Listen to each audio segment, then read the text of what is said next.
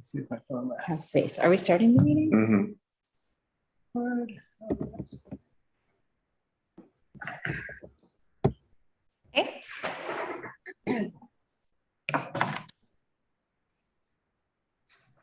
All right.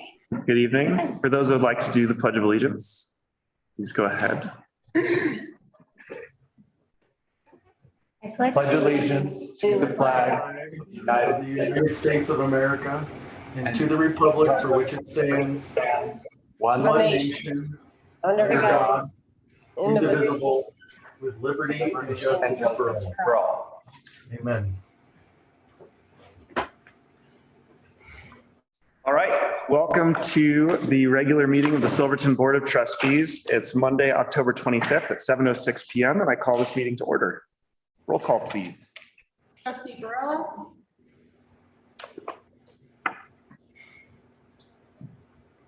I just kicked her out. Here, you're gonna have to maybe say a little louder. She just got kicked out.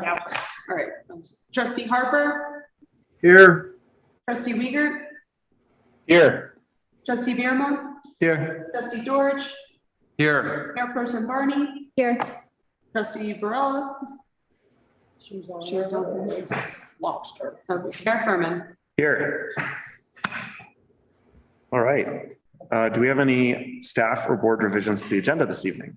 So I do have one, I guess, addition that I would like to discuss with you all. And it was brought to my attention that we were going to discuss the land acknowledgement and how we were to incorporate that within maybe our meetings or in another way.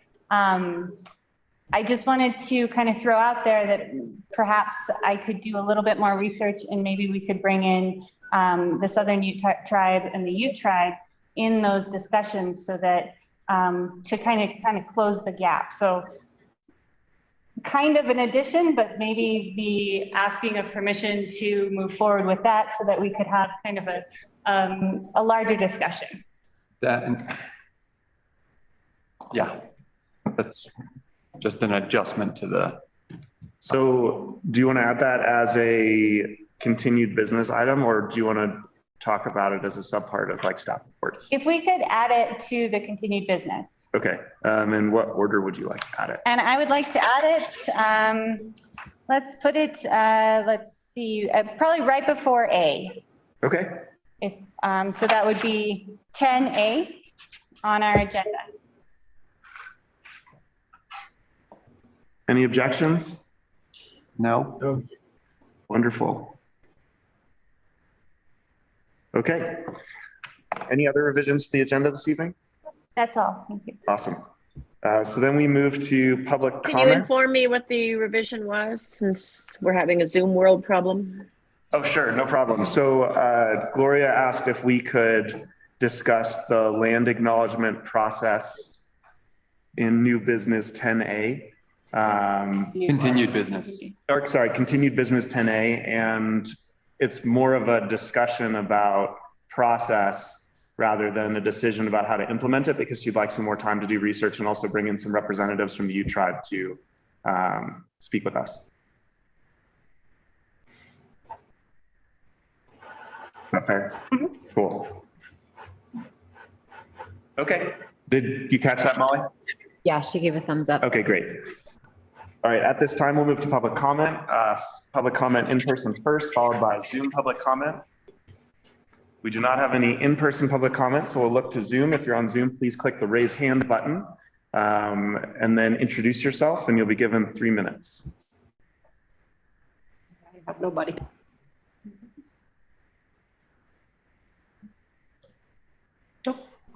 Would All right. this be an okay time to just click on the participant list so we can just take a scan through who our participants are?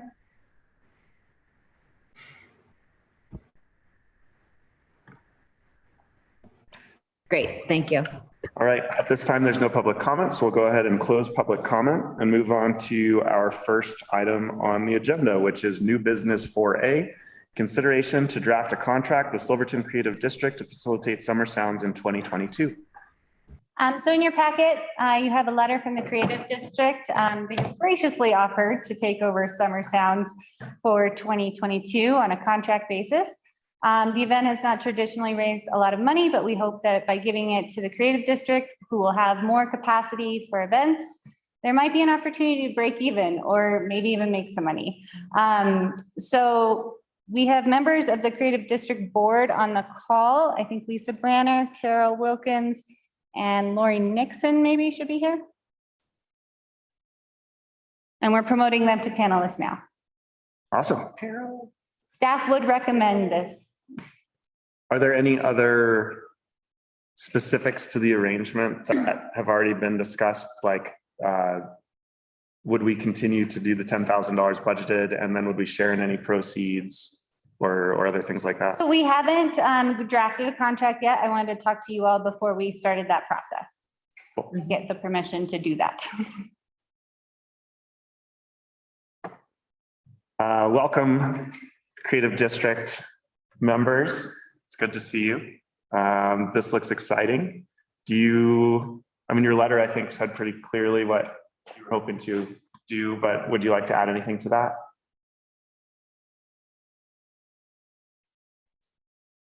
Carol, do you want to start or shall I? Okay, I'm on. Sorry, I'm having internet problems at my house. Lisa, if you would like to start, go right ahead. Okay, great. So first of all, good evening, everyone, and thanks for the opportunity to be here. I think you are all fairly well familiar with the Summer Sound series. Started in 2018 with a goal to revitalize Blair Street by utilizing the Mike Garriak soundstage that was gifted to the town. We organized 4 concerts per summer on Friday evenings. The idea there was to not have a conflict with the Thursday night music series that other communities were doing, and also to try to attract people on a Friday night that might stay for the weekend. And also they were spread across a 4-month period to mitigate concerns with the monsoon. It generally rains at least at one of those concerts, if not more. And then also to create an ongoing draw throughout the summer. And it's a free, family-friendly event. It quickly became very popular with our community as well as out-of-towners, drawing as many as 200 participants in a given evening. The board over the last season has discussed how unfortunate it was to see the series losing a little bit of momentum due to COVID and due to staff capacity issues, and saw that as an opportunity to jump in and help. Our mission, as you know, is to promote the arts in Silverton. That includes the performing arts and music.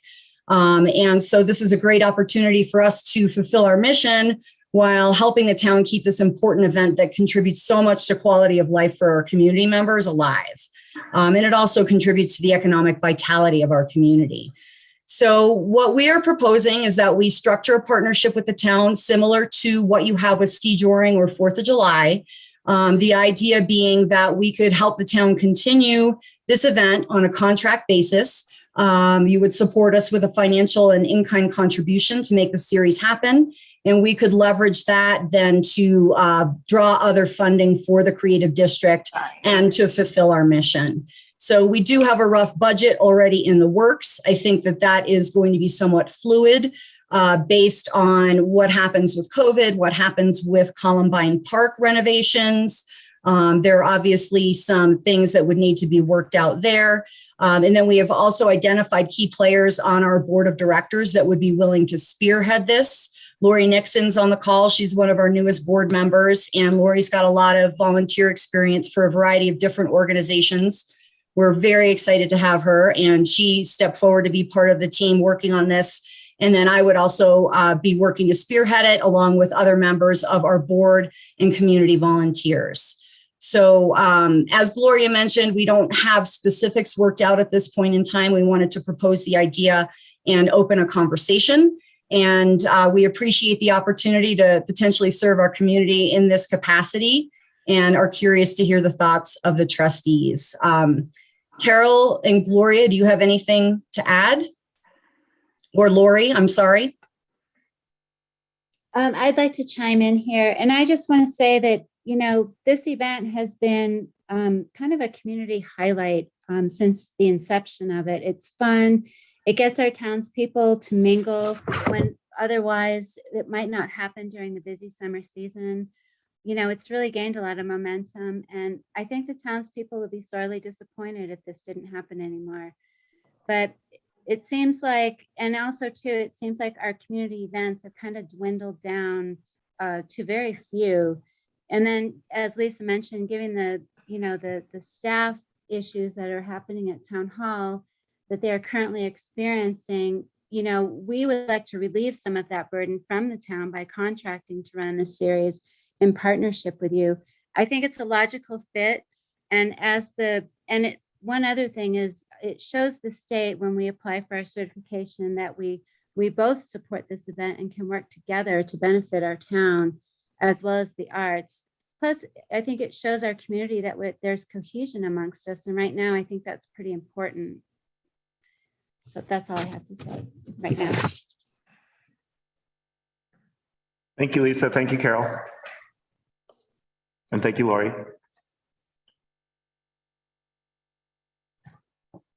Great. Any trustee discussion, comments, questions?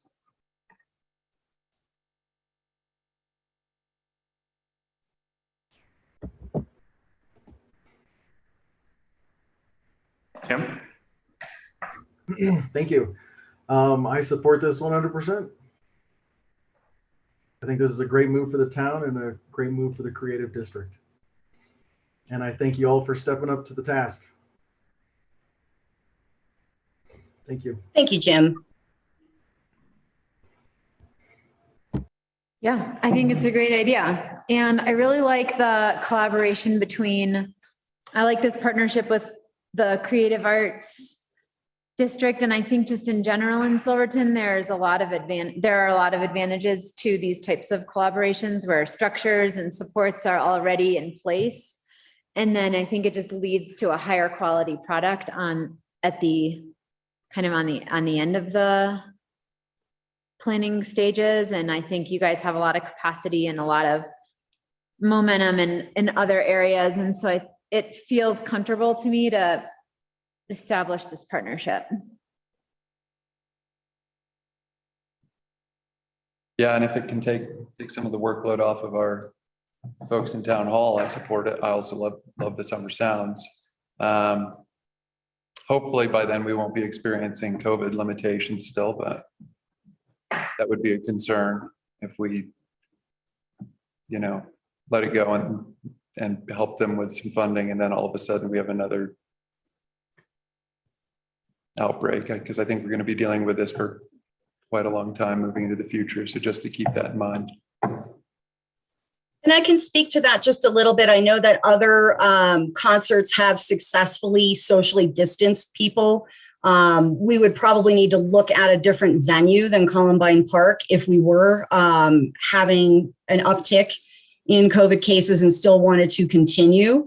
Of course, the creative district, I think, is primarily concerned with community safety. And, if it was unwise to continue, we would not. But I could easily see hosting an event in Memorial Park or over at Kendall, where we actually mapped out boxes on the lawn that were appropriately spaced and really kept people at a distance from each other. And I have seen it done successfully by other organizers. So I think it is a possibility if we find ourselves in that kind of a situation. Right. Thank you.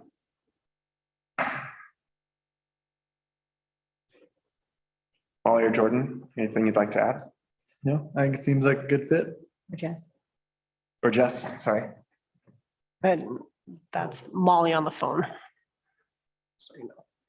Well, great. I agree. I think the Summer Sounds is an awesome series. I'm really excited that the town started it and that there's awesome people who want to pick up the workload to keep it going. And it seems like a perfect fit. It's a great organization and it's awesome for our community. So I'm fully in support. I'll make a motion to direct staff to draft a contract with the Creative District for the management of Summer Sounds. I'll second. Great. Well, I'm not sure we need to vote, but let's go ahead and do it anyway. This is nice. Roll call, please. Trustee Barella.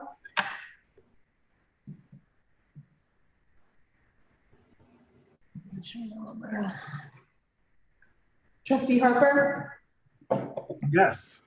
Trustee Uyghur, Yes.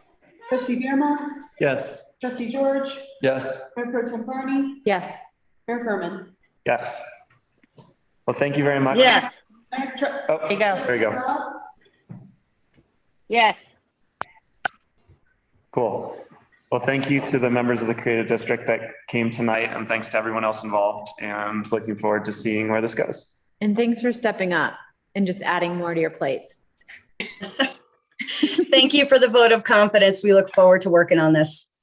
Thank you. All right, moving along to our next item on the agenda, 4B, discussion of funds allocated to the 4th of July committee. Thank you. So while budgeting for 2022, I'm in need of clarification on how to proceed with the funds allocated to the 4th of July committee. After our last finance committee meeting, it was brought to my attention that there's not been a lot of community participation in the 4th of July committee, and there is uncertainty of the future of the committee as it rests on only a few people's shoulders.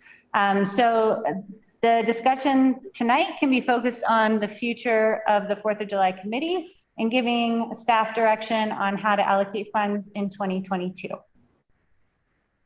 Great. Jim or Molly, would you like to speak on behalf of the committee? Or Molly. Or Tyler. But I think what we had agreed on was trying to get more community involvement, maybe posting an ad in the paper or something to see if we could get more people involved with the committee to try and help pick up some of that workload, to really see what the interest was. And make sure that it wasn't resting on just Molly and Jim and the few other folks that are left on the committee. Is that about right, Molly? Okay, well, I think this is working. Zoom just does not work on my new iPad. So, yes, we want to get community involvement. It is down to just Jim and I left on the board. So the two of us cannot do the job of everyone anymore. The rest of the members have either resigned or moved.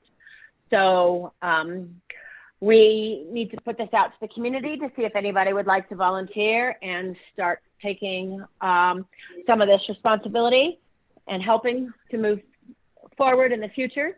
But we also have the concern of Gilbert, who is the fire chief, who will be retiring from doing the fireworks.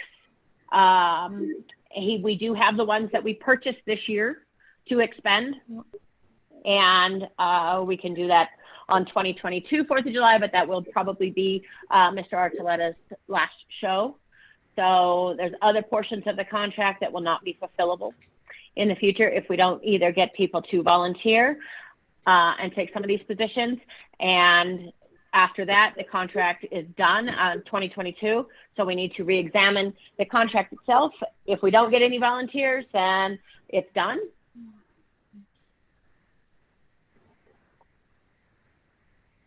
Can I ask a quick clarifying question? Is the 4th of July committee like the Creative District, where it's an independent organization, or is it a town committee? My understanding it is an independent organization. It's a 501c3. So we are allowed to solicit donations in order to fund all of these events that we do.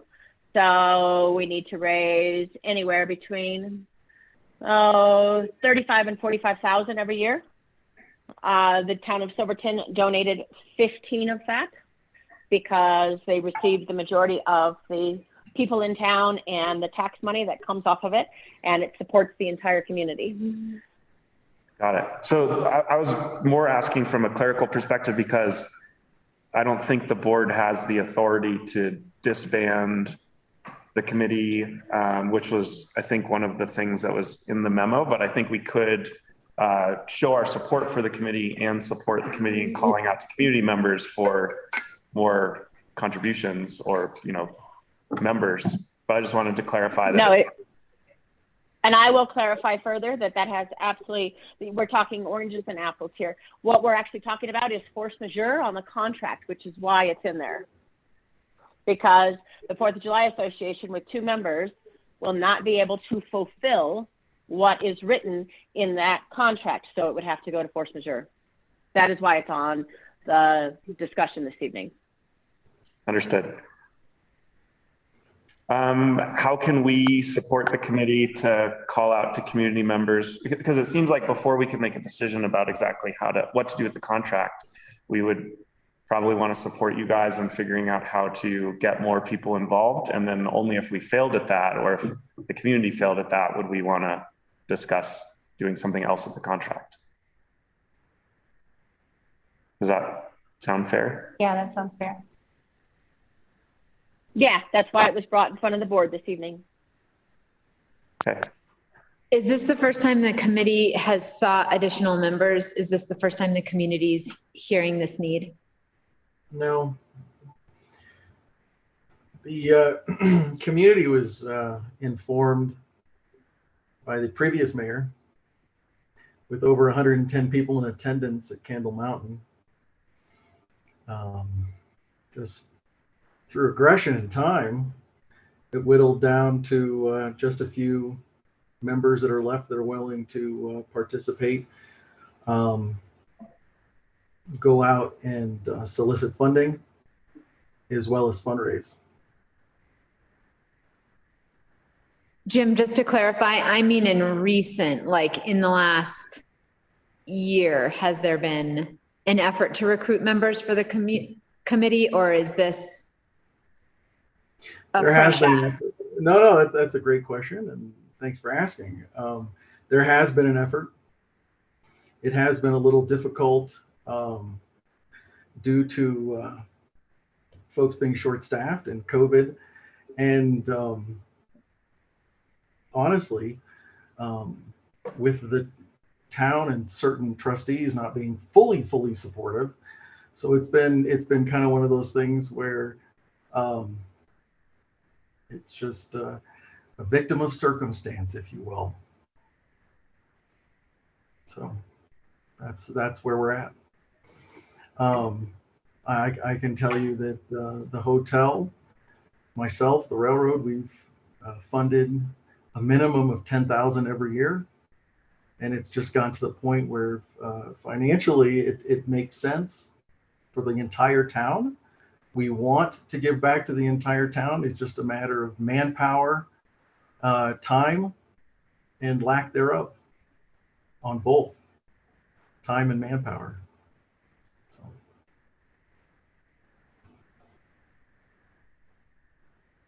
Does that answer your question in any way? Yep, thanks.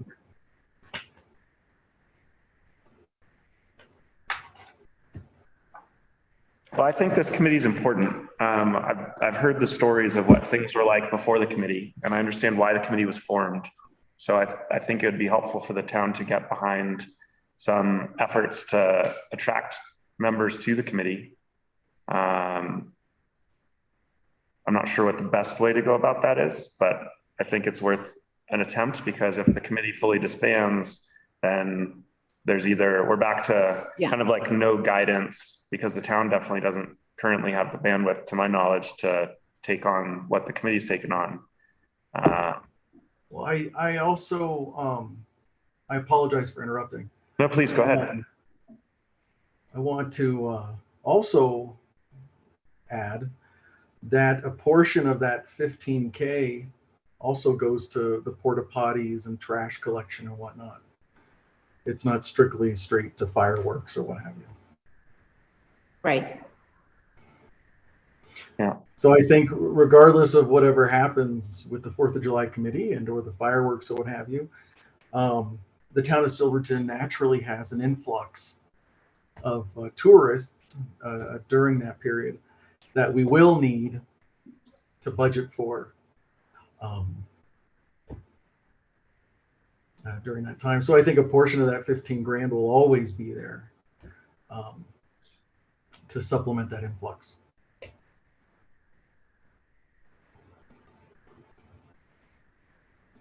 guess a couple of questions I have off the top of my head are, if it seemed like this last year and possibly the year before, we had other weekends that matched or nearly matched the influx of visitors that we normally would just see over 4th of July weekend. So we're starting to see a more sustained weekend influx of visitors.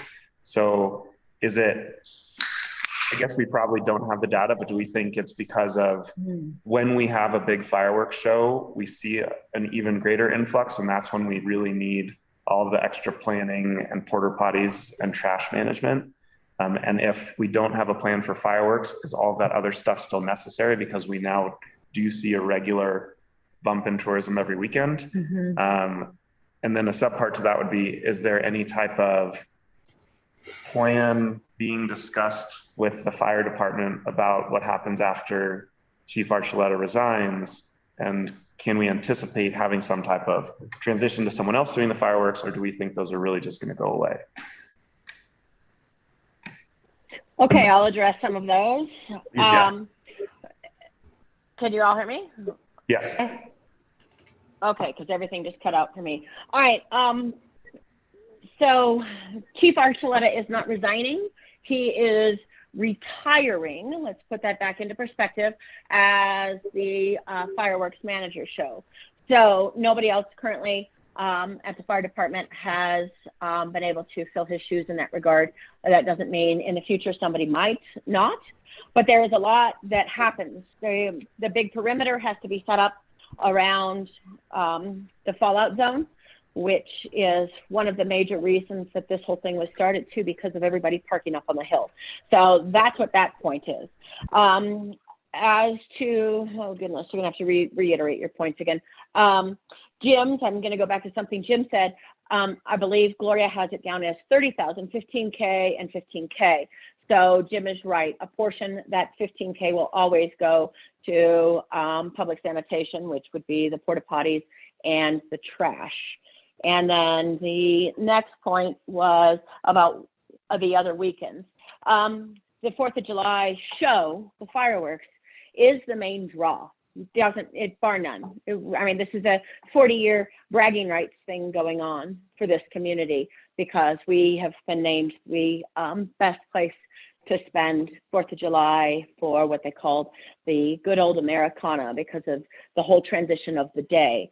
So adding to that is how we go about creating this whole entire day. That's what we were asked to do by the community, so that's what we did. We created the parade goes off, which is a different organizer, and then we transitioned everybody to the park. So the people that were there for day visiting all went to the park, and it alleviated the stress on downtown when the train came in. And then after the train left is when the family festivities down at the park were done. And then the camping would happen, and because if not, everybody just takes over any place. As we all know, people coming up to camp just take over anywhere that they see an open place to park, because we don't have a lot of signage in the community, and I'd like to keep it that way. So having, you know, organization is what creates this. And as to us having other weekends that were busy, of course, if you take away the natural draw, which is the fireworks, you're not going to get as many people. People will still be here. People always still come, but you don't have as many visitors, and they don't stay for the extended period of time if we don't have the fireworks. So that's why you've seen an uptick in other weekends, is because there is something else going on. Labor Day, because of the rally and so on and so forth. Memorial Day is because of the Iron Horse. So you still have something happening that creates the draw on those other weekends. And I think I've addressed all your points. Thank you, Molly.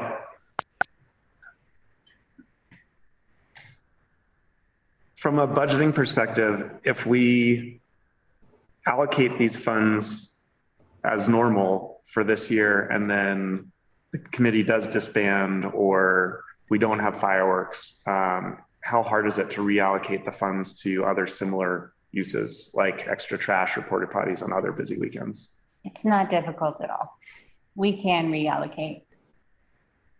So it seems like the best thing to do would be to continue on the normal course, continue to allocate the funds, support the committee in trying to get more volunteer members, and then revisit this if we either succeed or fail at that. Sure. And from a budget perspective, continuing to have the funds allocated for now. Okay. Jess, Jim, or Molly, any other suggestions or ideas for how best to manage this? Not at this time. Cool. Tyler, Jordan? You know, we got 20 participants on, so if they're interested, they know committee's looking. Yeah, help us get the word out. And Gary's here too.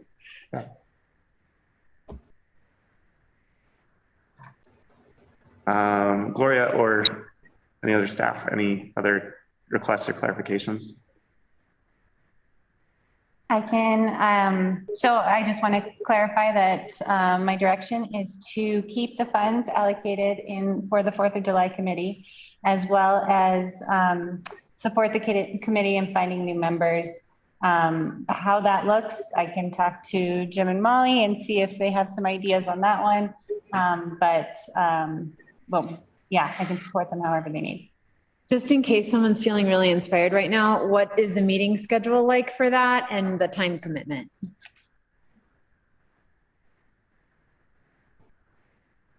For the 4th of July committee? Meeting schedules were once a month. Time commitment depends on the time of season. Yeah, it could Anywhere be up between- to, oh my goodness. Go ahead, Jim, sorry. Oh, anywhere from an hour or two per meeting, and then when we get closer, 10, 12, 18 hours, depending on setup time and all that. Because it's all of us. And he's just talking on the day of the 4th. 10, It's a 12, big, 18 hours. it's a bigger commitment. It's a big commitment, and it's not for everybody. Okay, thanks. Yep, thank you.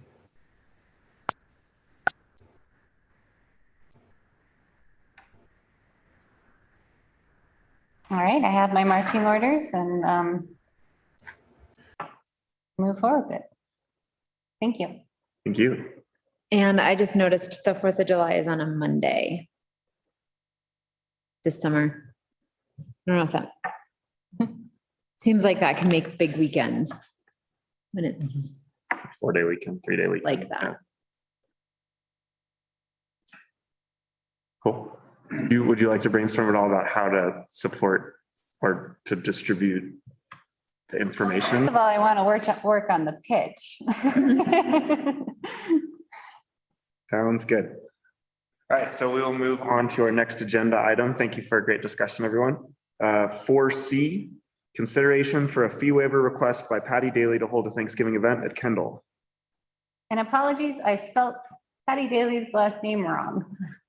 So wanted to recognize that. And while staff and I are working on a policy for fee waivers right now, and that's currently in the works, Patty has submitted a fee waiver request for a community event at Kendall on Thanksgiving. Since this is a free event for our community, staff recommends approval subject to COVID regulations determined by the Office of Emergency Management. Yeah, they've been doing this for 20 years at Brown Bear. Yeah. It's free to anybody if somebody doesn't have a place to go or they just want to join in. I think it's something that we need to get behind and support. Yeah, it's easy. Super generous, yeah. It's easy to approve it. I'd like to make a motion to accept the fee waiver for the Thanksgiving holiday at Kendall Mountain. Second. Second.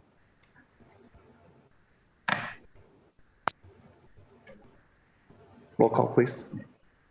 Trustee Brilla, Yes, trustee Harper, Yes. trustee Uyghur, Yes.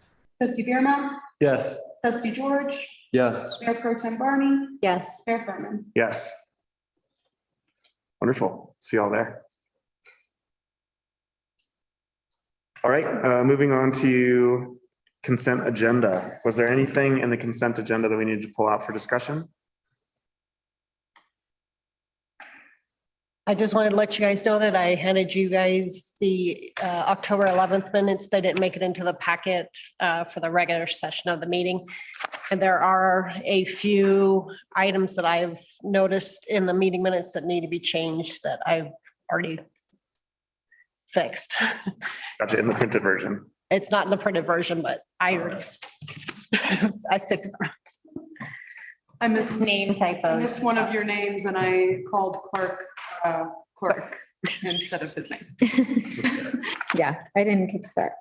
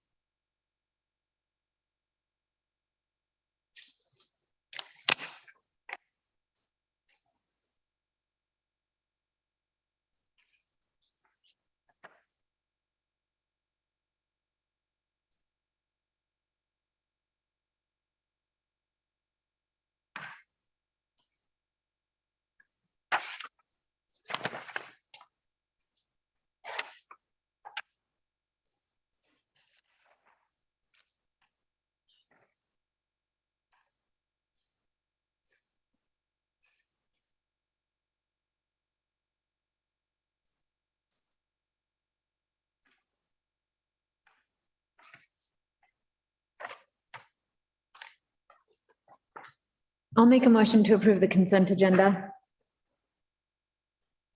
Second. Roll call, please. Trustee Barella, Yeah, there was one little thing that I found too, but I'm okay with this. It was just a little context. It's not that big of a deal. Trustee Harper, Yes. Trustee Uyghur, Yes. Trustee Birma, Yes. Trustee George, Yes. Mayor Pro Tem Barney, Yes. Mayor Furman. Yes. All right, thank you. Moving along to staff reports. All right, so Lisa Adair is on a staycation right now. She's finally using some of her comp time as PTO for over the next hopefully month. She'll be out, and so she does not have a staff report. We have hired a town clerk treasurer, Matthew Green, who actually graduated from Silverton High School. He will be starting November 1st. I wanted to thank the Ordinance and Personnel Committee members for attending those interviews. We had a 3-part to the interview, so it was a traditional panel interview, and then it was a presentation, and then an accounting exam. And I'm happy to say that Matthew did great in all 3 of those areas, and we're excited to have him start on November 1st. I had stated on my budget timeline that there would be a second draft of the budget during today's meeting, but I am requesting one more work session with the trustees to go through the second draft before I present it. So I was wondering if we could schedule that out during my time in the spotlight here.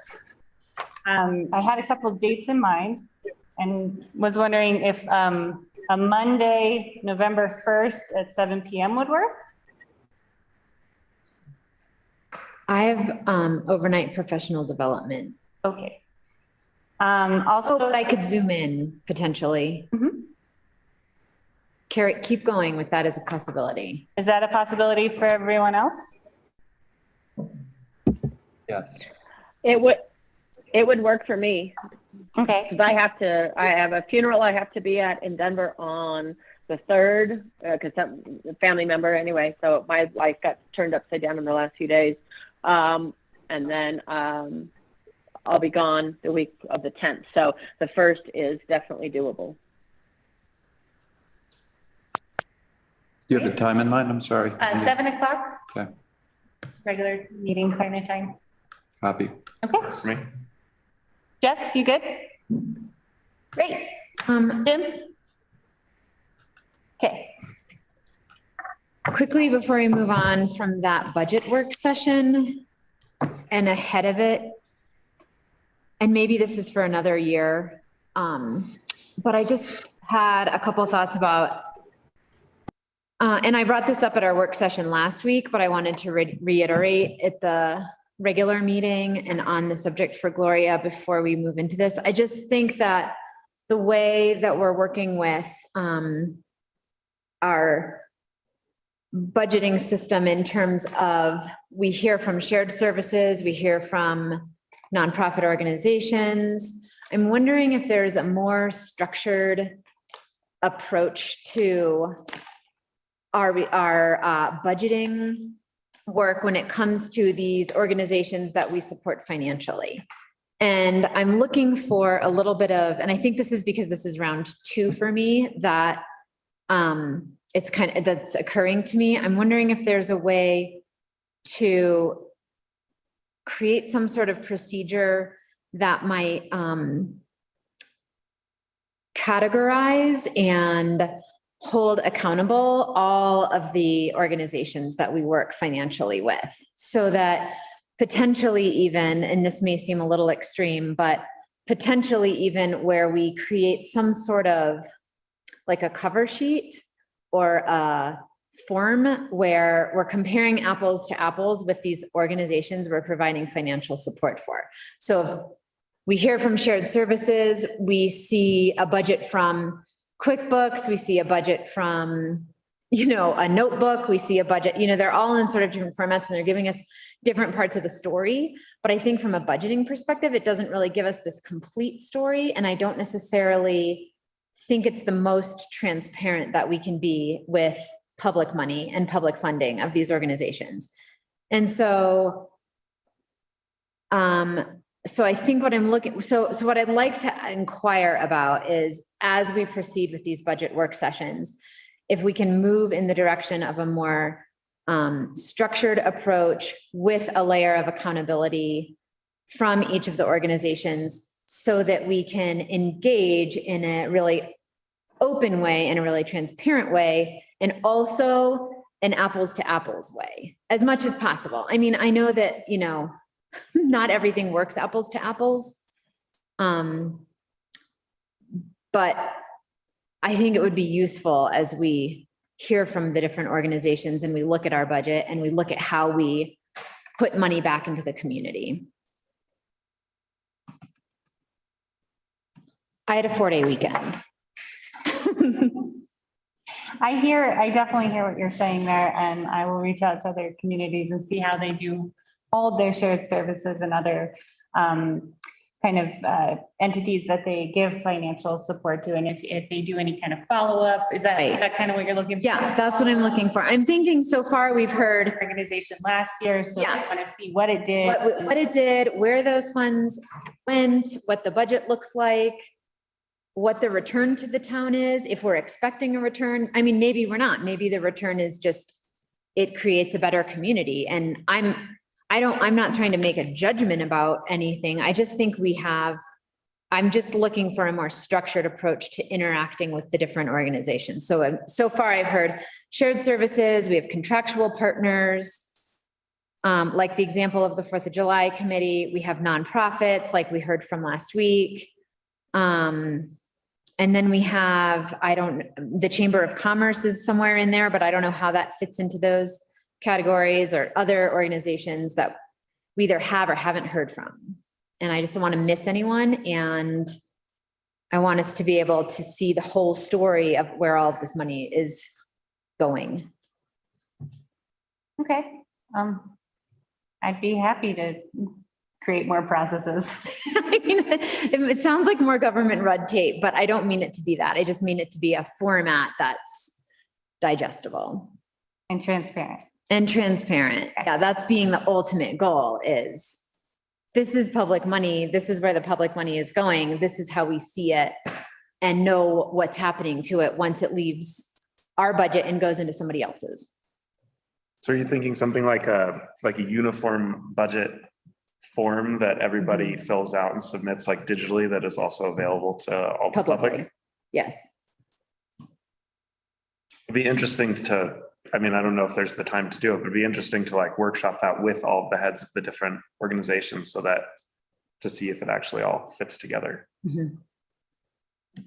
Well, and I think there's something called generally accepted accounting principles, and that might be a good place to guide some of the indicators of like, what are we talking about and what do we want to see? I'm not an accountant, but I think GAAP is a little bit different than what you're talking about. I'm not an accountant either, and I don't work with budgets at this level, but I like the idea of just looking at that uniform thing. Yeah, go ahead. Yeah, Lauren. GAAP is a practice of which you use best practices for the standards you're creating within the accounting. Budgeting is not necessarily accounting. Accounting is its own profession and its own entity. Budgeting is where I understand we that create a distinction. plan. I understand that distinction. You're wanting to see accountability for each of the different entities that are partnership organizations, whether it be the county, the town, or everything else.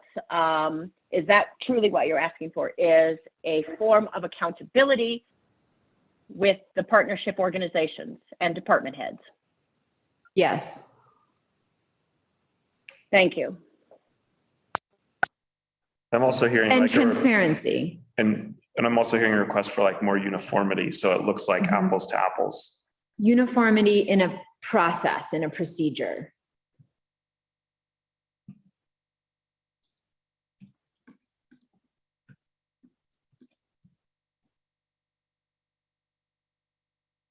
Sounds like fun.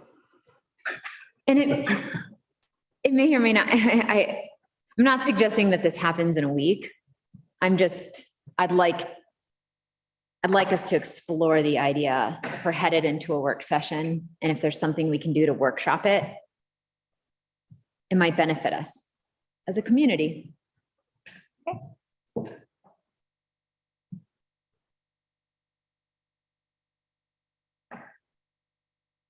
Cool. We're mid staff reports. Is there? That was the work session. That's okay. So I will look into that for our work session, and that is all on my staff report. Okay.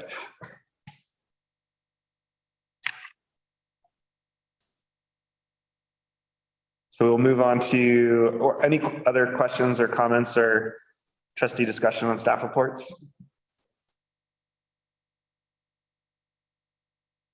Cool. So we'll move on to the next item on our agenda, 7 committee reports. A is finance meeting from October 18th, 21. So I think we already got a preview of with the 4th of July discussion. Were there any other notable updates? Yeah, we discussed also the outlook for tax receipts, whether or not that was going to go down based on the OHV usage in town.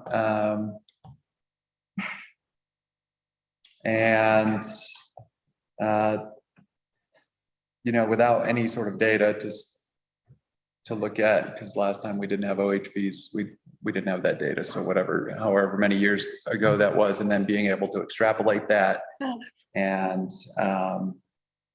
figure out what that number might be today with inflation and growth, et cetera, it was pretty tough. So coming up with numbers was, it was pretty difficult, I would say. I know some of the folks on the committee thought we needed to err on the side of being super conservative and maybe up to 25% less. I think we landed on something less than that, but just adjusting our budget to reflect that we could have a lower amount in tax revenue for 2022. So that's correct. We landed on the figure that Tyler and I agreed upon, which was 15%.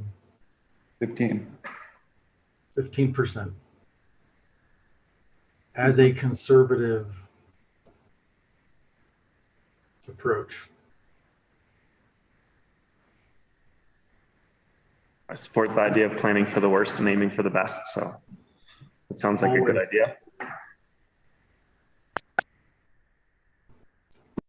Yeah, and by no means, I mean, like I said, that's a really hard number come up with, based on there's just never been any sort of study or data gathered to see what they contribute, and they're still going to come, you know, they just won't come into town. So this is going to be a big year to find out. It's going to be, yeah, I'm excited. Just looking at the general economic overview, I will be attending the state demographer's presentation on November 5th to get an idea of kind of where our economy is heading. They usually do a really good job in their predictions, and so I'm excited for that. It's a virtual attendance, so I hope to have a little clearer understanding moving forward. I have read their report, but I always enjoy them listening to their presentations and seeing all their graphs. They have a ton of graphs. You like graphs? Oh, yeah. Me too. That was one of the best presentations I feel like we had last year, was the state demography office. It's November 5th. I can send it all out to you all if you I would like are that. interested. Yep. Please, thank you.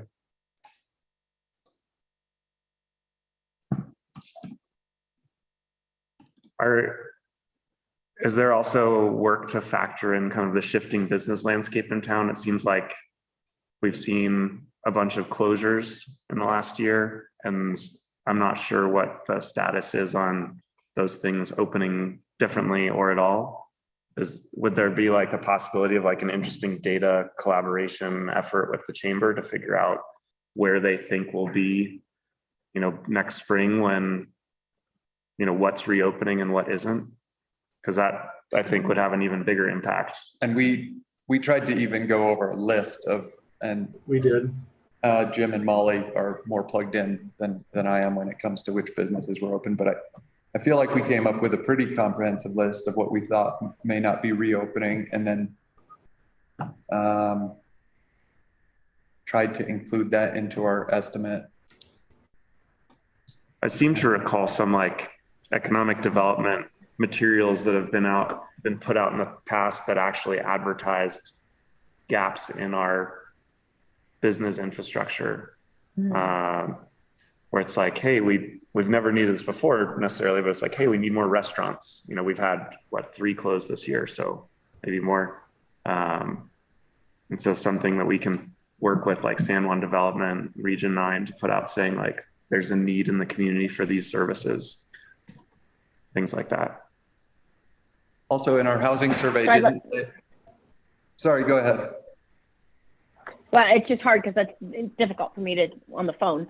And I'm trying to watch you guys on YouTube at the same time because Zoom just will not work on my new iPad. So one thing that we did discuss was the changing landscape, as you were touching on, Shane, was the fact that even though you've got a new location open in there, it's not the same volume producing as far as the tax dollars go. So we may have some very different decreases and some different increases that we're not going to be prepared for. And we do need to look at this and chamber membership is a really good way to see exactly who is going to be doing what or who is going to be reopening. So that might be something really good that we could collaborate with the chamber on. Thank you for bringing that up. Well, thank you. And maybe Tyler summarized our meeting very well. Thank you, Tyler. Thank you. Maybe that's a good topic also for the next stakeholder meeting that San Juan Development hosts. Nice.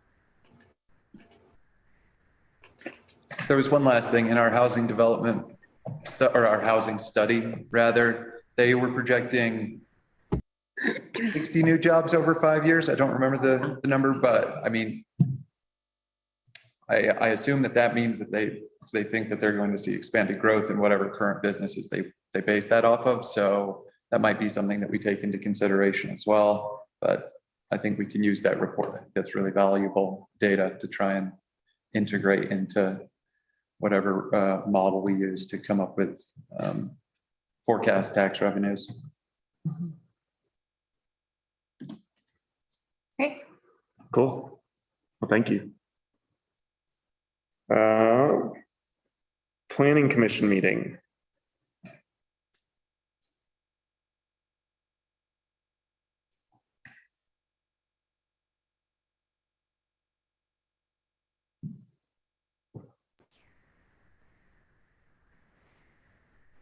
I'll let the senior ranking member start out.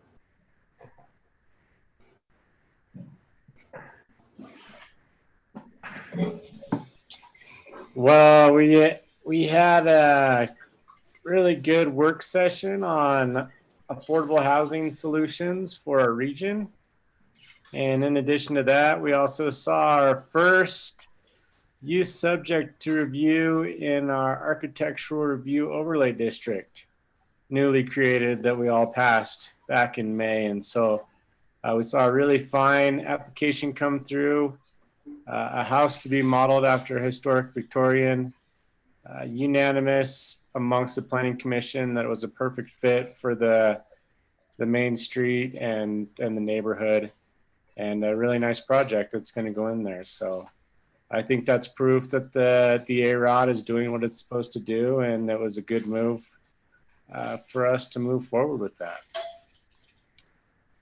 You can add anything there, Trustee Harper? Yes, sir. Thank you. The submittal was extremely detailed. The folks that are building within the A-Rod want it to be Silverton centric, want their home to be Silverton centric and look like it's been here 100 years. They followed all the guidelines and were very open to some positive critiques of the submitted design. And that was the main agenda item. After that, at 7:30 on the agenda, we had a work session on affordable housing that lasted quite a bit. But I felt that the discussion was informative and we were able to take away a lot from it.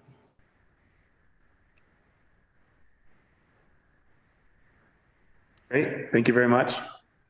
And Clark can jump in if he wants to. Yeah, welcome, Clark. Hey, thanks, guys. That staff got good direction from that planning commission housing meeting, and we're itching to move forward and bring some more stuff to you guys. That's wonderful. Thank you.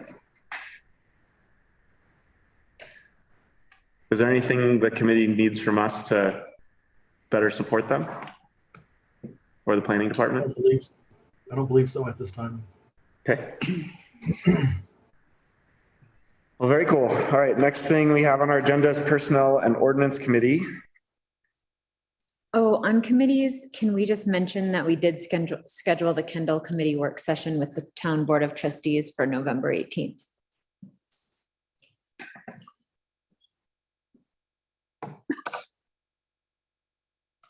Do you want to say that again loudly for anyone that wants to write down the date? November 18th is the date that we scheduled for the Kendall Committee to have a work session with the Town Board of Trustees. And I can't remember the time. 6 o'clock. Thanks. 6 o'clock PM. Cool, thank you. The Personnel and Ordinance Committee didn't have a formal meeting, but some of the members participated in the clerk treasurer interviews. I was one of them that got to, and it was really cool to see a very talented group of people applying for the position. So we were fortunate to be able to pick from some awesome candidates.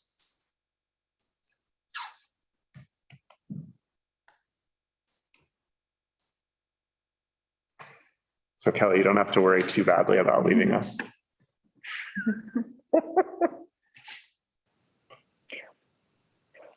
I'd like to say something about that. I was not able to participate, but I really want to go and give Gloria kudos for getting that together and having it. She created a spreadsheet of which, like I said, I didn't get to participate and fill it out, but I did get one in my inbox on how to actually to score and to look at everybody individually. And it takes everything out of the guessing game when you do it this way. Thank you for that form, Gloria. You're welcome. Thank you. Yeah, thank you. That was very, very well done.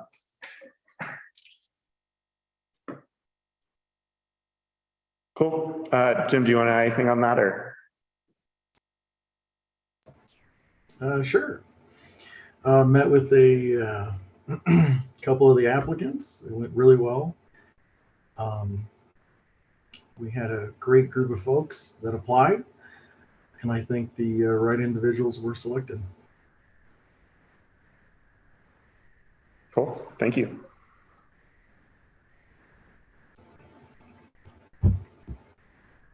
All right, anything else on committees?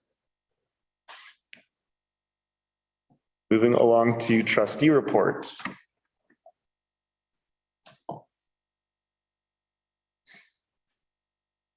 We All right. survived the recall. We're still trustees. Thanks so much. Silverton. Go ahead. Anybody else first? No, I agree. I think that we had set a bunch of goals and we were working towards them and we were doing really well. And we had just started to click and really work together well as a team. And I'm happy that we're going to be able to continue to do that. So I'm looking forward to it. Thanks, Tyler. I'll go. So I want to say a few words about the recall election. First, I'm very grateful for the outcome that our community voted to retain myself, Sally, and Jordan. I also want to thank the folks who stepped up to put their name on the ballot. I know that they and all of us on the Board of Trustees are very passionate about Silverton. And second, all of us who have been elected in this community and the three of us who are on the recall ballot understand the election outcomes are not unanimous. And although a majority of the community did vote for us this time, there's an important portion of the community that did not. In a small community like ours, we have to work harder to find consensus, make the best decisions we can, and then work together to implement those decisions. It's a constant balancing act. In this election, I believe the community weighed in and said, overall, the goals that we've set for the Board of Trustees are the right ones. Our community invested great effort in thoughtful planning and shaping a vision for Silverton, and it's time for us to take action to make those plans and visions real. I believe that it takes all of us to commit to a positive dialogue, despite the negative experience of the recall itself, and I might be naive, but I'm convinced that we all agree on much more than the political atmosphere suggests. We will endeavor to productively use our differing points of view and even at times conflict to exchange ideas and develop solutions to secure Silverton's future within the vision set by our entire community. I'm committed to being a positive, transparent, and accessible participant in that process. So let's keep going together. Thank you. Nice.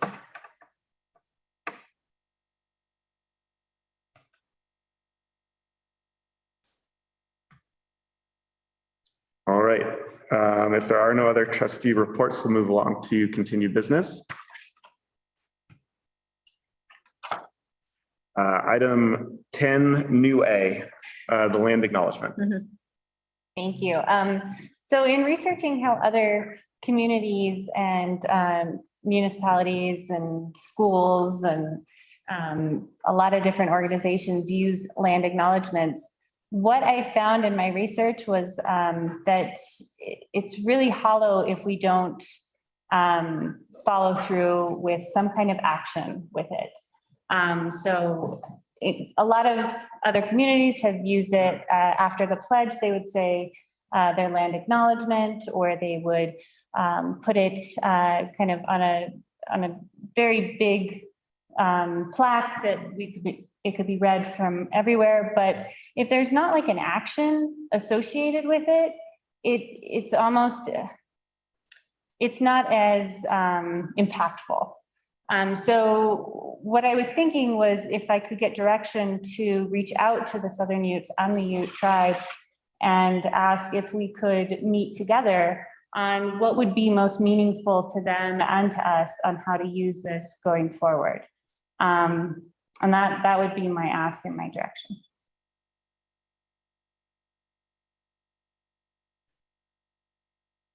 I think that sounds very good. Yeah, I would support that. And the high school kids would support it? I mean, they're their own people, but I can totally ask them. I think they would be in support of that. And I think, I think that's a good direction to take. And we voted last time unanimously on the language. So I think it's a logical direction to head. And so other communities have done like stuff like programs or funding support, or it just kind of created a little bit more dialogue around it. And so I would suggest that we try and do the same.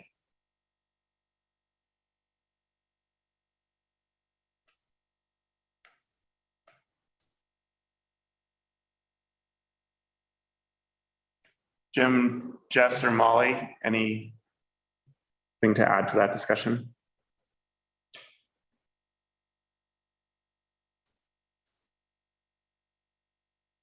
And I did see Kim White did mention in the chat, but the high schoolers were going to present to the school board at the next school board meeting. I think it's the second Tuesday of every month. Trying to get my dates right. This will be sometime in November. So I think we all voiced support over this last time. And I really like the idea of a nice plaque. I do know quite a few of the elders, or I used to, of the Southern Ute tribe down at Ignacio. And I don't know if they're still in positions there, but they would be more than happy to meet. Mr. Harper also brought him up when they purchased the hotel, and he had a wonderful ceremony done and a blessing. So there's a lot that they are willing to get involved in if we just reach out and ask.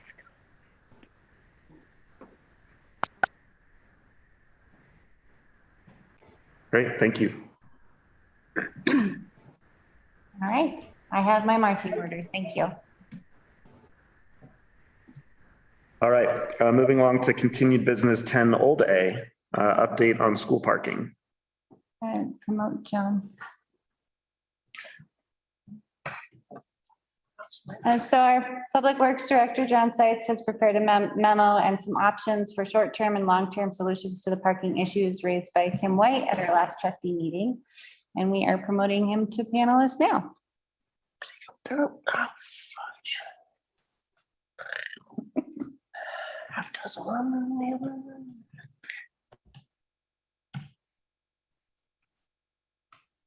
Hi.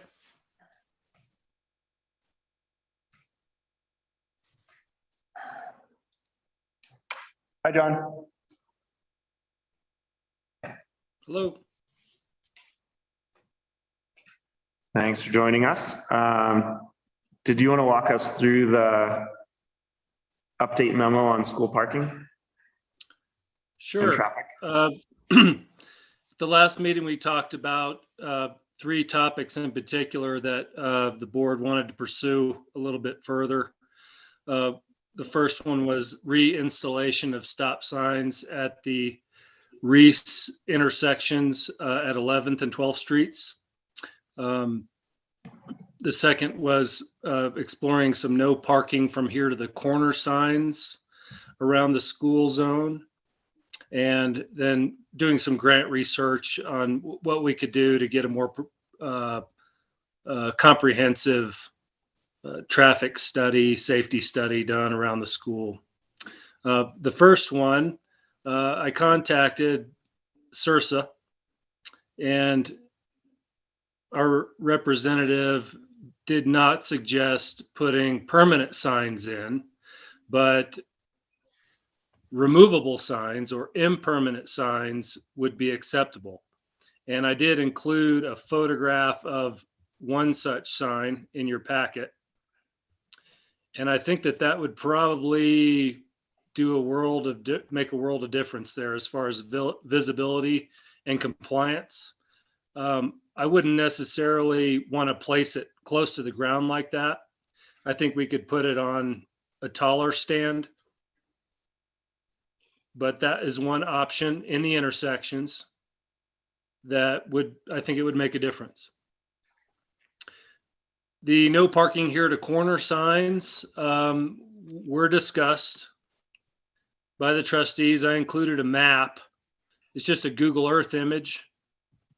And if you see the blue areas on the corner, if you can look at that now, corners around the 12th and Reese intersection would all be treated. And then just one small section on 10th and Reese there. And these are spots that the school, I spoke with Kim White, and she thought that these would meet their needs or would be good places. All of these are open to discussion or whatever the trustees would like to do. As you can see, the fire lane, and there's also a hydrant there on the corner by the gym, so that's already no parking. And then the final item was looking at grants. Grants are available. Of course they are. I contacted our DOLA representative, Patrick Rondinelli, and he said that he thought that a pedestrian traffic safety plan would be a good candidate for a planning grant. And planning grants are up to $50,000 with a 50% match. And I believe that CDOT grants are also available. So we can explore that some more as well. The key thing for going into, well, we're in the middle of budget season now, is if the town would like to be involved in a grant, then we'll probably have to allocate some funds, some matching funds. I think the direction that I would request there is, should we pursue an estimate for what this might cost? Is it going to be $15,000, $20,000, or is it going to be 50? I mean, that would surprise me. Those were the three topics. As you can see, the budget impact for signage. If we were going to put the crosswalk stop signs in and no parking signs, everything included would be about $1,100 plus in-kind installation. I think that's something that Public Works could manage unless it just starts snowing and doesn't stop, like tomorrow. By the way, do you have any questions as we're going here? Well, I have a few comments. Go ahead. Okay, I'm glad you researched all this. I think $1,100 is short money, and it would be money well spent, since these were the same exact ideas that committee had back in April. So I'm glad to see this is finally moving forward. And I think the direction to find out how much a school zone traffic, whatever we want to call it, you used some good terminology a second ago for the study, is also very short money. And if we need to move it into the budget, then we should, because if this intersection is going to stay this busy for the rest of, I mean, at least my life, and it started that way after they moved the post office into that position. It never used to be that busy when the post office was on Main Street. So, because you had changed the traffic flow by moving it there. So I think this is money well spent, and I agree with staff that this needs to be allocated. Thank you. Thank you, Molly. So anyway, that's kind of the overview through the budget impact. And your options are to direct staff to go ahead and move forward with the signage, all or part of the signage, do some more grant research and get some estimates, or direct us alternatively or not at all. You can see in my recommendations, I think that the signage will make a difference for safety. And I would recommend the signage. And I would also recommend to get an estimate on a traffic study and try to get something back to the board before the end of the budget season, so that we can allocate some funds if the board wants to go that direction. But I am requesting some direction on these items tonight.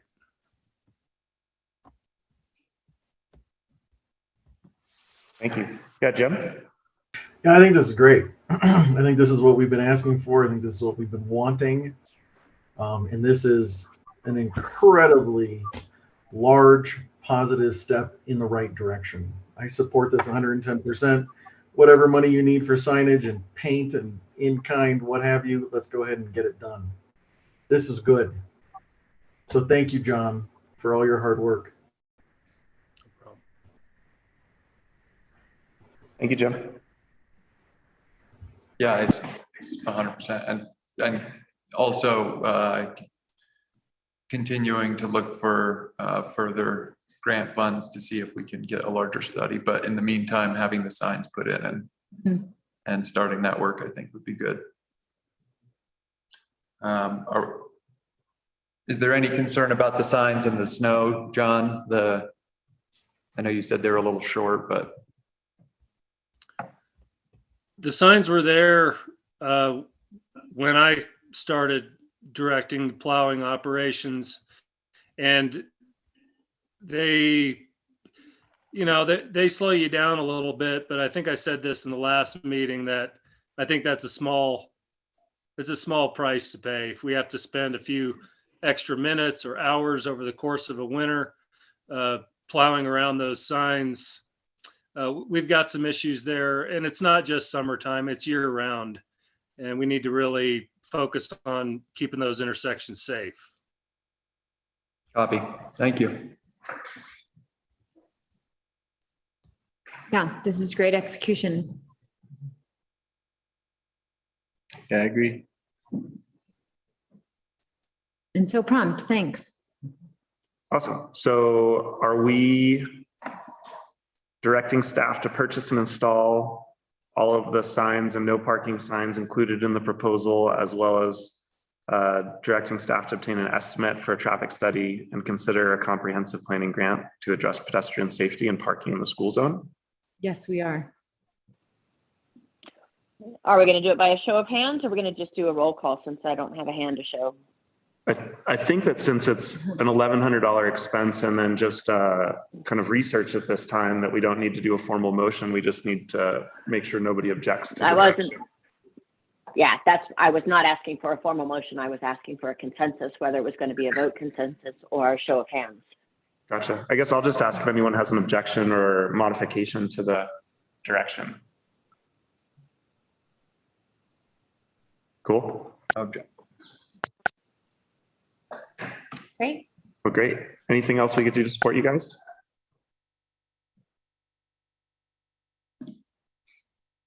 All right. I got it. Thank you, John. You're welcome. Okay, moving along to continued business 10B, attorney search draft RFP RFQ. In your packets, I have included an updated RFP RFQ for a new municipal attorney. Our attorney resigned on October 12th. So we are going to be going out maybe from another attorney. That's based on if you all approve this or not. I just had one question, because we've had issues in the past with confusion among who's receiving applications and making sure that they get, they all are acknowledged, received, and then shared with the appropriate people. Should we add our new clerk to the people being distributed? And is there any other process additions we should have to make sure that we don't repeat any of our past mistakes?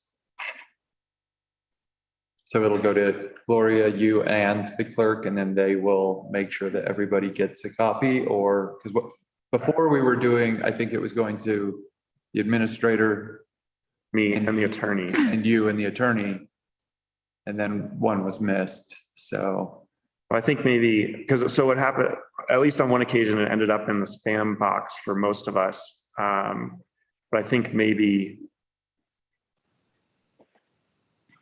like anytime. And you're actually talking about two different things. You're talking about the attorney versus the administrator. All of the faux pas happened during the administrator search.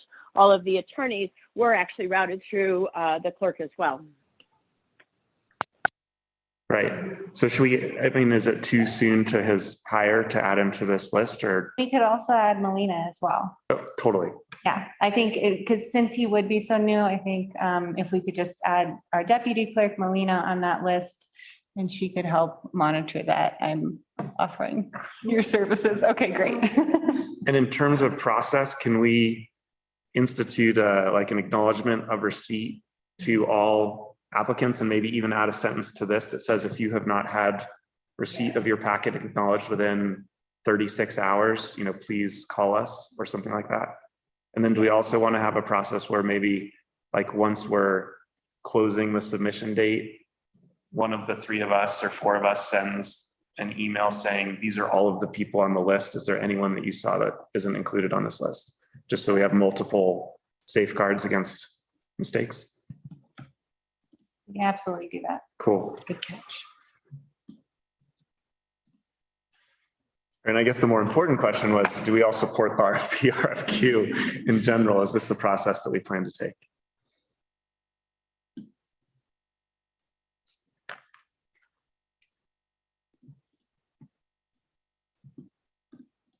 I support this process. Cool. I see a Jim thumbs up. Jess? Cool. Yeah. Yes. Thank you, Molly. I think we probably need a motion in this case to direct Gloria to distribute the RFP, RFQ as revised as discussed within your discretion. So moved. Second. Thank you. Roll call, please. Trustee Barilla, Yes. trustee Harper, Yes. trustee Uyghur, Yes. trustee Birma, Yes. trustee George, Yes. Mayor Pro Tem Barney, Yes. Mayor Furman. Yes.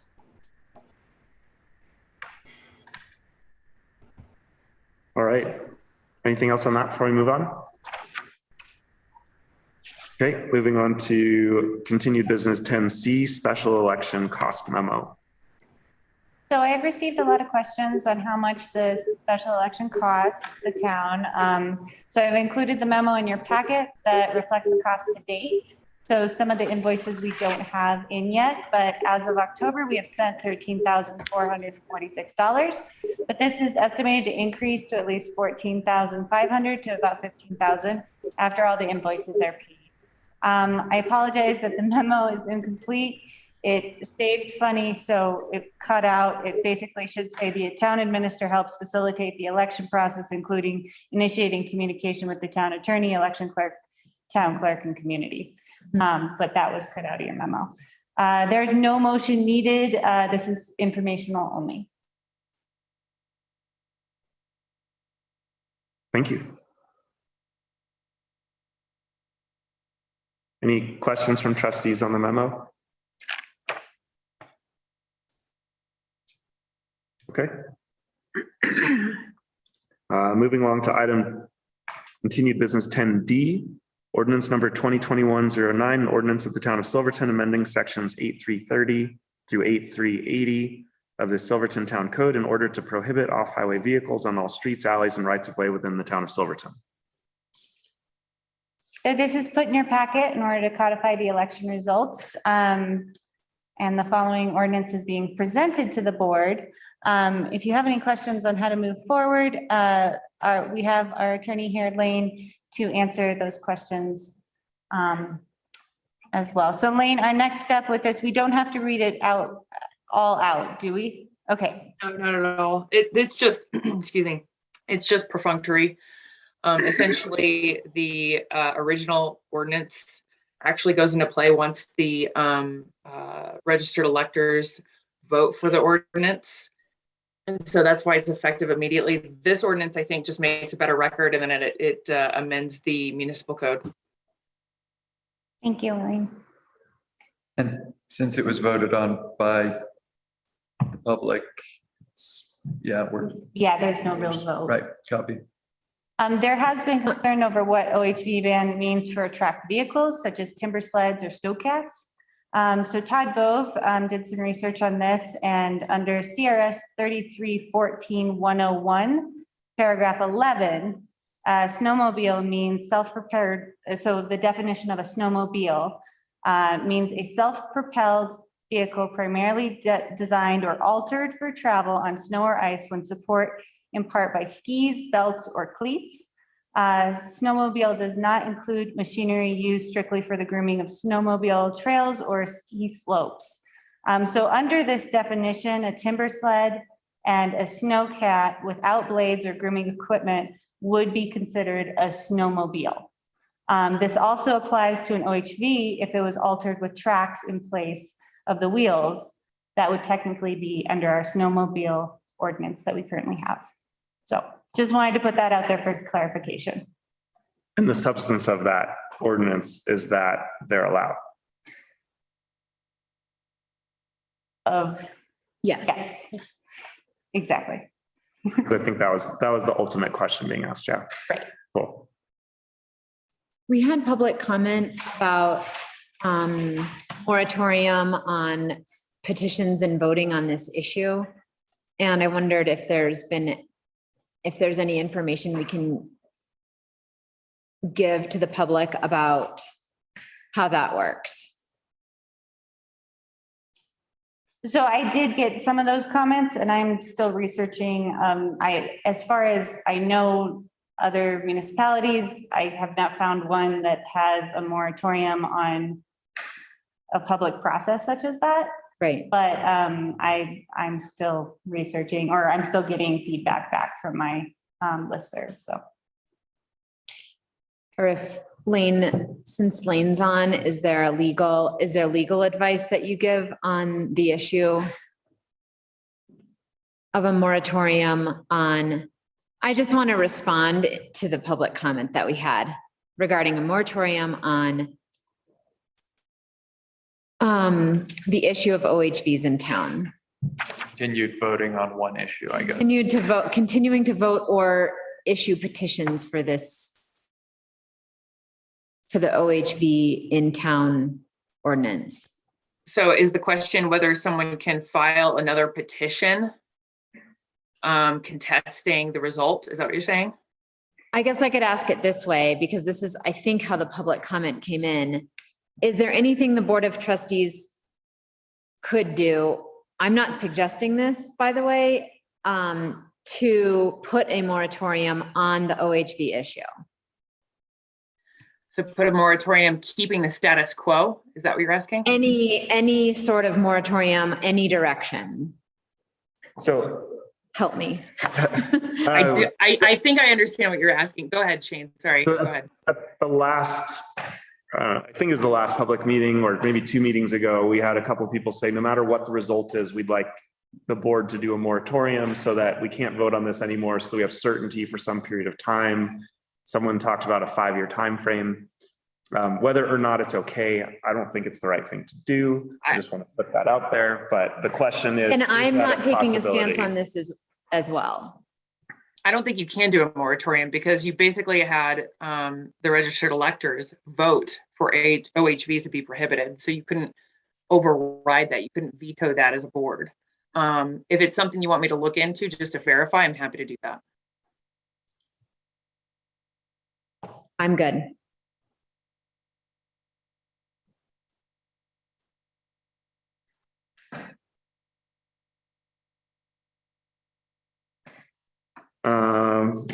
Anything else? So I had a couple of thoughts related to this. Can anyone hear Molly. me? Yeah, Molly, go ahead. Yeah, sorry. The Zoom call kicked me off and said my meeting ID was no longer valid.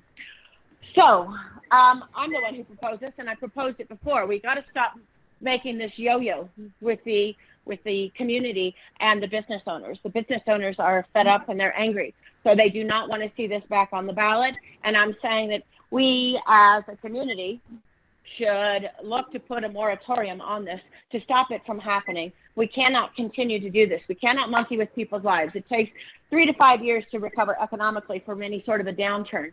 So we need to be able to, I don't care how it's worded, but we need to say this needs to stop. It's been brought to you by citizens as well. They are in agreement that no more. Don't monkey with people's lives. Don't monkey with their business. We need this to stop. So however, we have to look in, I don't know if we call it a moratorium or what we call it, but we need to stop, and this needs to stop for the community. So Lane, there you go. That was I think a better explanation of what the request by the community has been. My understanding of election law is that when the voters have spoken, the board can't override that. However, I can do some research and look into it and see if there's something that the board can do to take action to keep the status quo for now. I want to clarify that I don't think what Molly was saying is that the board's intending to override the vote. I think what Molly's saying is, can the board adopt a rule that this can't be voted again on for some period of time? So the rules as they are today can't be changed for some period of time. I think that's the request. Molly, is that fair? Yes, that is 100% correct. And Because the board isn't overriding anything, that we are advocating for this to stop, that nobody else brings in petitions, and it's over and it's done for a minimum of 3 to 5 years. I don't care what the time frame is, but that's how long it takes to have an economic recovery. So that's how long we've got to be able to figure out these transitions. And the business owners in this community are tired of it. They're tired of going back and forth, not knowing if they're going to make it through the winter because they didn't make enough in the summer. So in order to transition this, we've got to stop this. As a community, I hope everybody's listening. It's got to stop. I would add that in my question, I wanted to include not just what the board does, but as a community, because this has been brought to the board by petition. So my original intent in convoluted description was to say, from any direction, whether it's the board or the community, how do we address the question of what Molly is referring to? Can't we could just clarify to the people in town that if you don't want to see this revisited on a petition, then you should not sign any referendum to have it put on the ballot. Because that's how it gets on the ballot. Right. That it gets signed off on by voters. So if you want to have a decline to sign thing, or if a drastic move would be to raise the number of signatures you would need to have something put on the petition. I imagine there's state law governing what that percentage is, but I think just really a campaign of saying, listen, if you don't want it on the ballot, be sure, to not sign a voter referendum and tell your friends and family members also not to vote on it. If you don't want to see it back on a ballot, if you do, obviously, then. Jim? And then Lane. Thank you. I want to recognize County Commissioner Austin Lashley. In what sense? He's had his hand up this entire time during this conversation. But we can't see that here. Yeah. Just waiting for everybody to get done pardon. to say something. How about Lane first and then Austin? I was just going to add, I think essentially trying to convince people not to participate in the democratic process is not a good idea. I think what might be helpful is it sounds like you guys are looking for a bit more stability in the long term.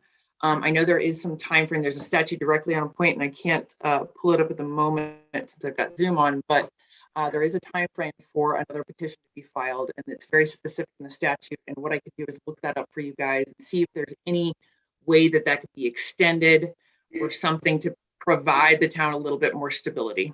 That's just a thought. Yeah, and I wouldn't dare suggest that we don't encourage people to participate in the democratic process. I would say that if we have an election every 6 months on the same issue and it costs us $15,000 per election, then we need to do something different.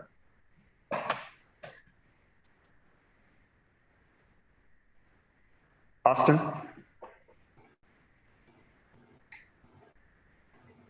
Hey guys, just wanted to kind of hopefully put a point of clarification or to let you guys know that this has been discussed before when the petition was first discussed. Whether snowmobiles would be included in this provision or not was run by the previous town attorney and determined that the snowmobile ordinance would probably supersede what was being voted on as far as OHVs. And there's some interesting clarifications as far as snowmobiles and timber sleds and things like that. I was told by a BLM ranger one time that technically a timber sled and a motorcycle should be, like the track portion of that should be registered as a snowmobile, and that the motorcycle itself can be registered as an OHV or an off-trail vehicle, but technically I should buy registration twice for that machine, once for the winter and once for the summer. So that could just be an issue of like what kind of sticker actually is on the machine to be recognized by the state in that way. But yeah, it was discussed as soon as that petition was submitted by town staff and the town attorney at that time. And I don't know if we still have access to that kind of information in those emails that were submitted at that point, but it was definitely a something that was brought up really quickly after that petition was submitted. Well, thank you, Austin. And Gloria also, I think, clarified slightly earlier that the ordinance relating to snowmobiles is independent of this ordinance, and this ordinance does not change the snowmobile ordinance. Correct. Okay, just the clarification maybe then on that, like the timber sled or different things, like if you have a winter use recreation permit from the state of Colorado to determine that is a winter recreation vehicle versus a summer recreation vehicle, that may be the main differentiator between those two. So also referring back to the definition that Gloria read of snowmobile, it was pretty much any machine with tracks designed for snow. I didn't say it the same way. So based on our code, I don't think it's quite as specific as what the ranger was saying, where it has to be registered one season or another. Right. Yeah. Okay. Is that fair? Mm-hmm. Cool. Yeah, Thanks, Austin. Todd and I went back and forth on this one for a while, so. Yeah. Jumping back to the moratorium conversation, I have an opinion as well, but Okay. you want to go ahead? Go ahead. So I understand the desire for stability and I agree with it, but I also don't think it's the right thing to do to try and block the ability of whatever the majority of town wants to do. Hopefully we don't see a bunch of unnecessary elections that get voted against with a majority like we saw in this election. But I think that we can't anticipate what this community might be made up of from a viewpoint perspective 3 or 5 years from now. It could change drastically, or we might learn something as a result of this decision that needs to be changed. And I think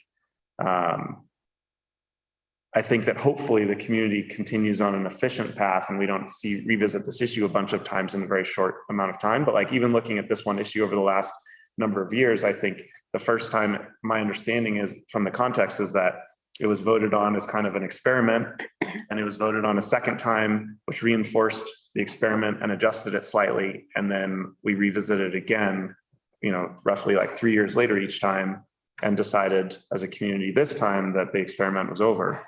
But who knows that 3 years from now, the community might not have a very different viewpoint. I think whatever the majority of the community wants, they should be able to get.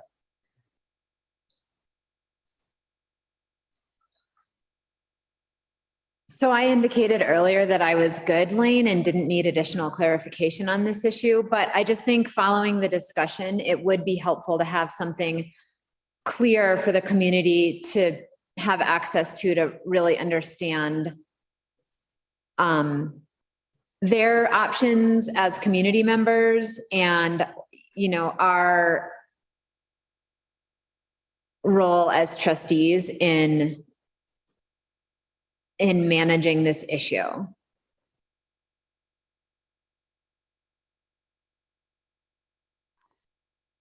So is that, are you providing me direction to kind of put together a memo? I can't perhaps? provide you direction to do that, I don't think, but I guess I just want to leave tonight with the community having clarity on what their role is and what their rights are in a democratic process. And I think and what we can or can't do as trustees. I think that this question has come up and we've addressed it, you know, from our trustee perspectives, but just to be very certain and clear on, we're seeking stability. We want this issue to be, to not swing back and forth for the community. I hear that. And I want to make sure that people in the community who are uncertain about the future of OHVs or how this works in our community, this issue has come up and over and over and over. How do we provide clarity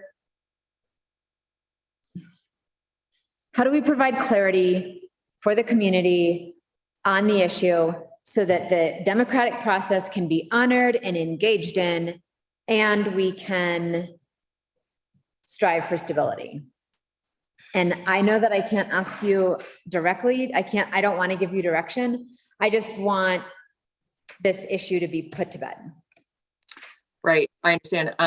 So there is a period of time that people can't file a petition trying to allow OHVs throughout the town. I can't remember what that period of time is off the top of my head. I believe it's over a year.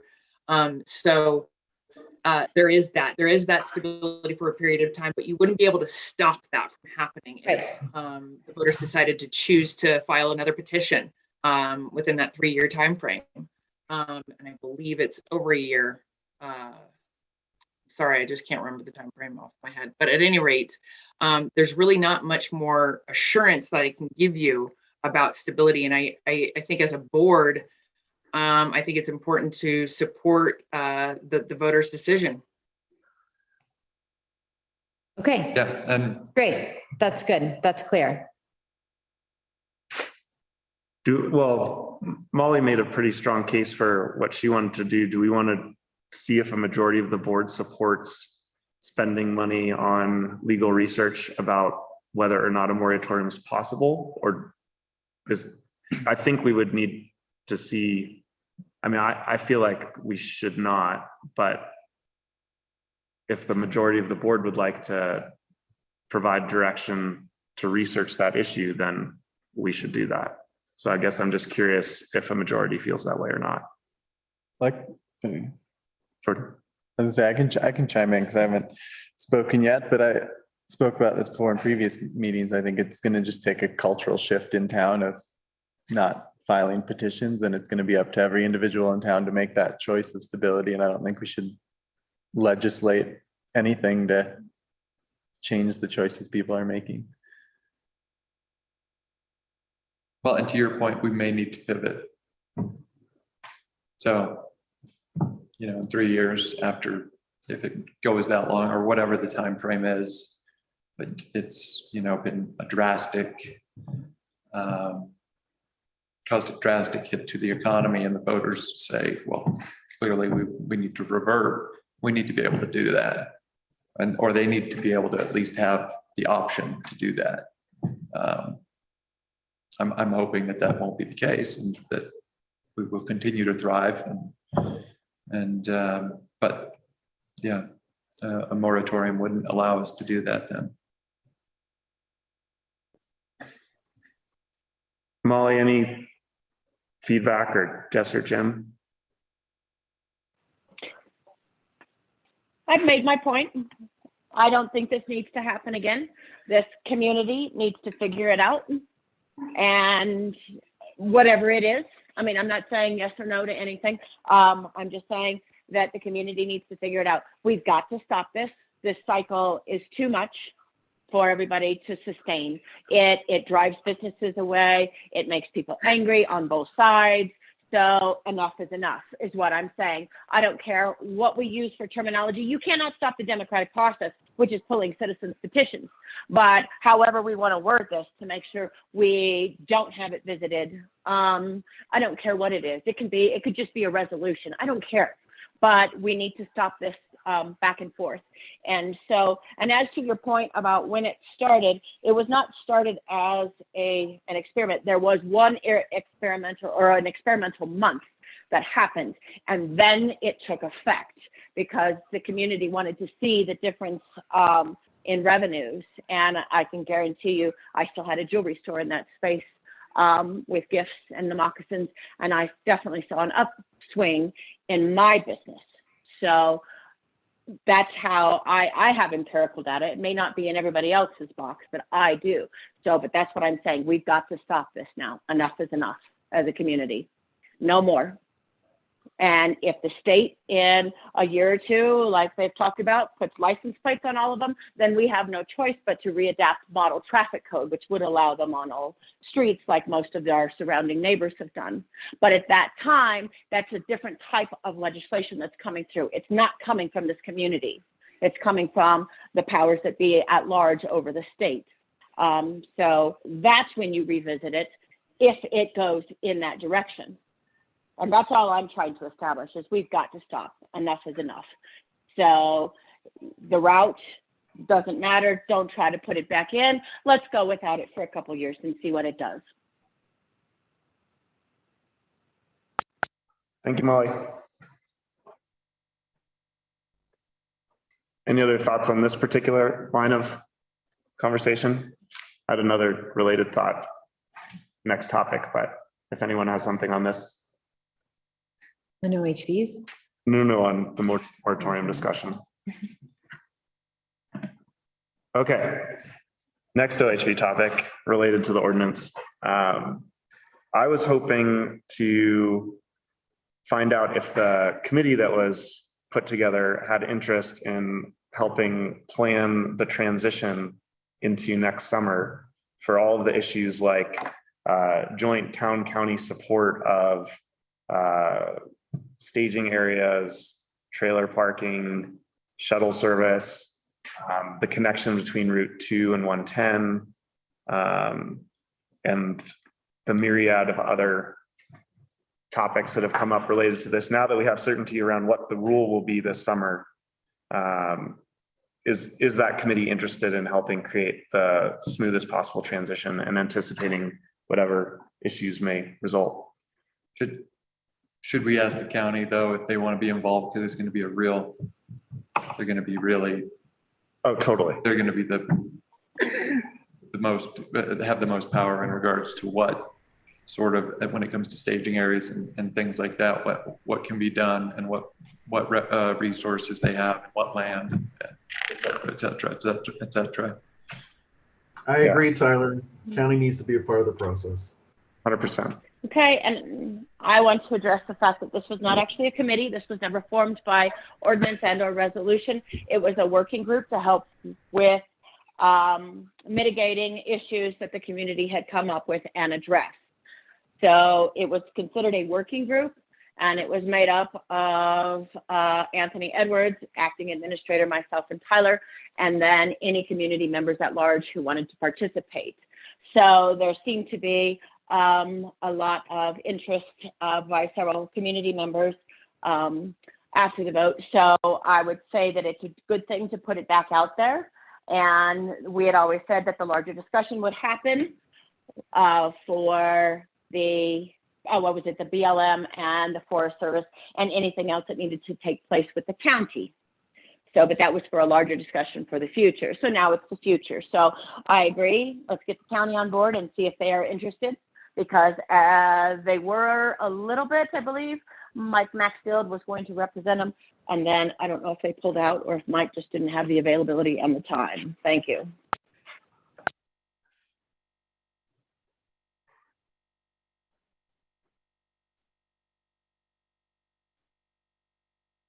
I'd say we need to include the sheriff also. Oh, totally. Yeah. And I like, just as Molly was saying, like how the traffic changed around the school because of the post office moving, I anticipate our traffic patterns will be different as well. But, we're going to see a lot more trucks with trailers driving through town. We're going to see a lot of coupled trucks and trailers trying to park in town before and after. And like that is stuff that I think we can anticipate and hope to have a plan to address before May. But sounds like some version of that committee or a new one or working group might be the best suited to facilitate all of that among town, county, and emergency services and sheriff's department.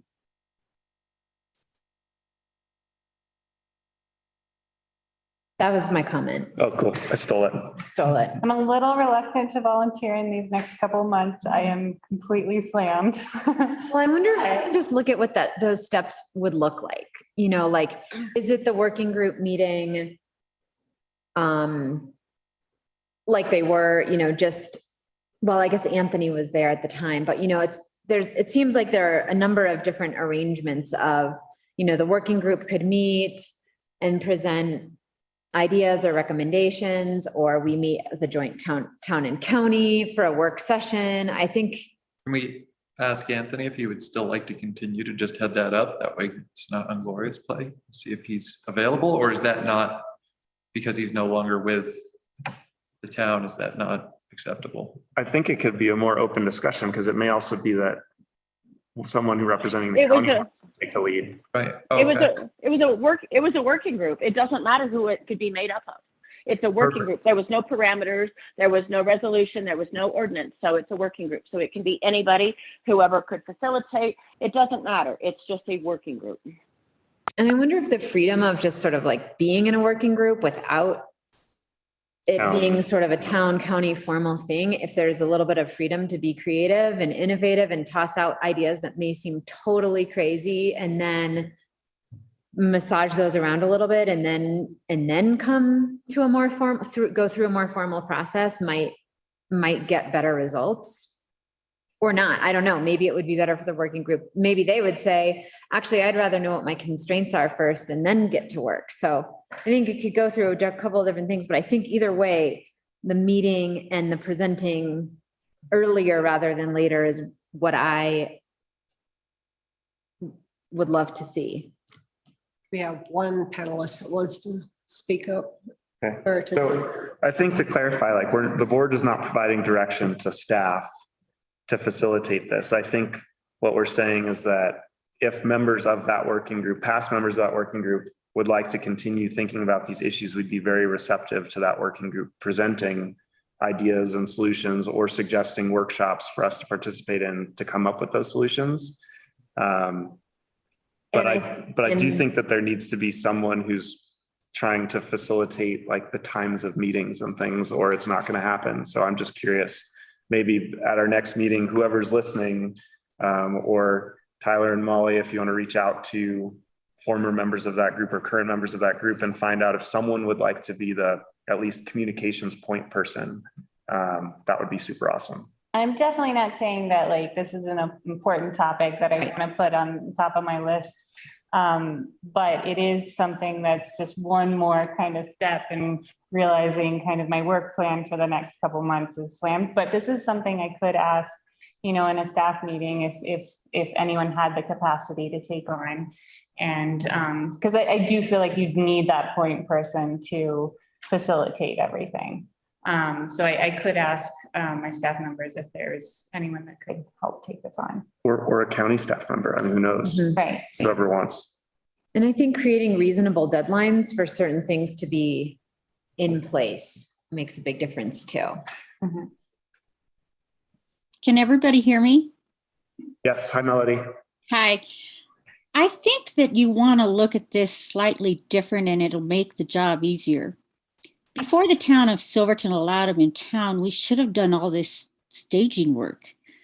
We didn't allow for parking. We didn't allow for someplace they could unload right outside the town limits and all of that stuff. So in some ways, we need to go back and look at what makes it easier for everybody with an OHV to come here and not be in town.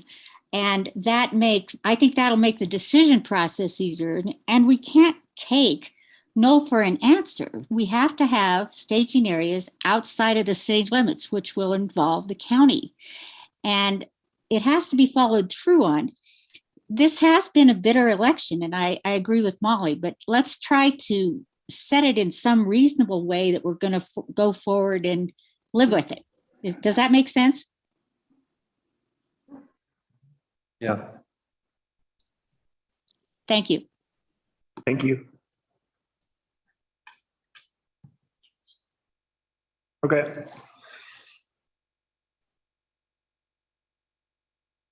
Anything else related to the implementation of this ordinance? All right. So at this time, we'll reopen public comment. First in person, nothing in person. Going to Zoom. Any Zoom participants that would like to make public comment, please click the raise hand button. Closing public comments are intended to be related to an agenda item. So please introduce yourself and the topic, and then you have 3 minutes.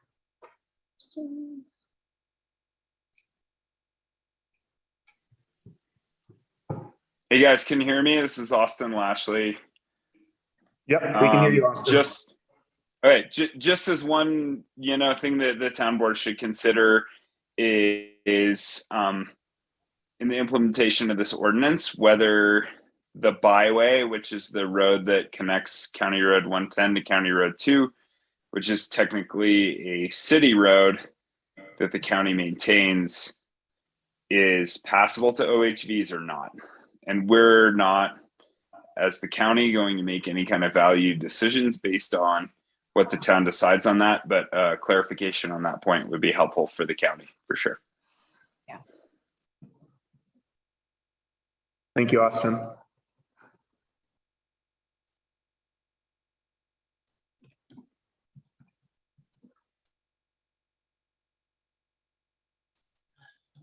More.